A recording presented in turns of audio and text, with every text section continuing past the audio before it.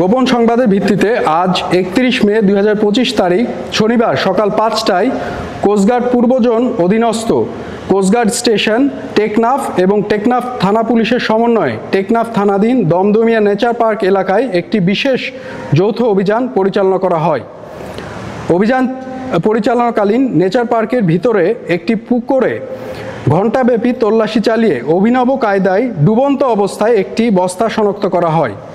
পরবর্তীতে উক্ত বস্তাটি উদ্ধার করে তল্লাশি চালিয়ে বস্তা হতে 10টি হ্যান্ড গ্রেনেডের ডেটোনেটর, পুকুর পাড়ে বিক্ষিপ্ত অবস্থায় পড়ে থাকা 27 রাউন্ড রাইফেলের গোলা, 2 রাউন্ড পিস্তলের গোলা এবং 2 লিটার দেশীয় বাংলা মদ জব্দ করা হয়।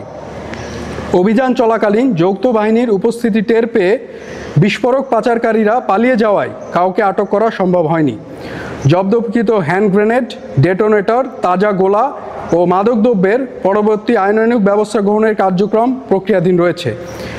দেশের আইনশৃঙ্খলা পরিস্থিতি স্থিতিশীল রাখতে বাংলাদেশ কোস্টগার্ড 24 ঘন্টা টহল জারি রেখেছে, যার মাধ্যমে কোস্টগার্ডের আওতাধীন উপকূলীয় ও নদী তীরবর্তী অঞ্চলে আইনশৃঙ্খলা পরিস্থিতি ও সকল ধরনের পাচার রোধে অনেকাংশে উন্নত হয়েছে। অবৈধ বিস্ফোরক ও মাদকদ্রব্য পাচার রোধকল্পে বাংলাদেশ কোস্টগার্ড কর্তৃক ভবিষ্যতেও এ ধরনের অভিযান অব্যাহত থাকবে।